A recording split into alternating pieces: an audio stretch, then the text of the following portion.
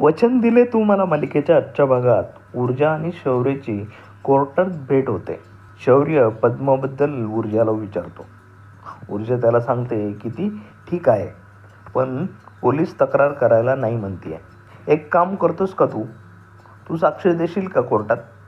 यावर शौर्य साक्ष देण्यासाठी ऊर्जाला वचन देतो.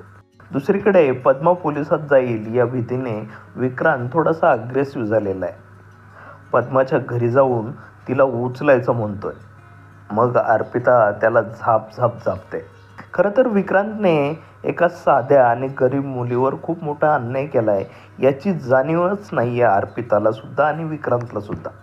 अर्पिताला फक्त याची काळजी वाटते की हे सगळं शौर्याला कळलं तर तिचं शौर्याशी लग्न कसं होणार.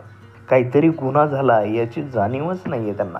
पद्मा शौर्याच्या घरी आली की नाही हे पाहण्यासाठी अर्पिता तिकडे जायला निघते. अर्पिता विक्रांतला जाताना सांगून जाते की मी येईपर्यंत तू घरातच थांबायचं. पण विक्रांत कसला ऐकतोय. अर्पिता गेल्यानंतर तो निघाला पद्माच्या घरी. इकडे कोर्टातलं काम संपल्यानंतर ऊर्जा घरी येते.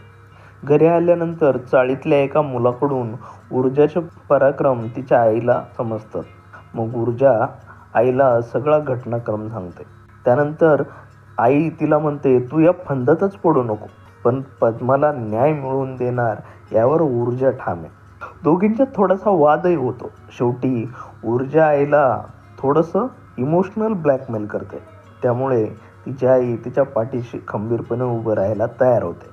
मग ऊर्जा लगेच पद्माला फोन लावते, पण अजूनही पद्मा पोलीस तक्रार करायला तयार नसते. तेवढ्यात पद्माच्या घराचा दरवाजा कोणीतरी वाजवतं.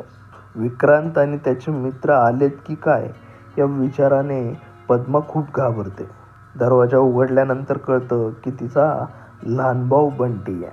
दुसरीकडे अर्पिता शौर्याच्या घरी येऊन पद्मा आली की नाही याची चौकशी करते. दिव्या तिला नाही म्हणून सांगते.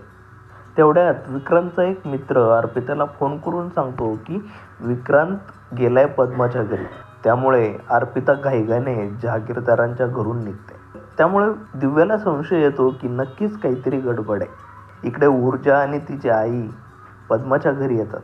ऊर्जेची आई पद्माला खूप समजवण्याचा प्रयत्न करते. उद्याच्या भागात आपण पाहणार आहोत की विक्रांतपासून ऊर्जा पद्माला वाचवू शकणार की नाही, ऊर्जा वाचवणार की नाही. तुम्हाला काय वाटतं ते कमेंट करून सांगा. त्याचबरोबर व्हिडिओ आवडला असेल तर व्हिडिओला लाईक करा, शेअर करा आणि चॅनलला सबस्क्राईब करायला अजिबात विसरू नका. धन्यवाद.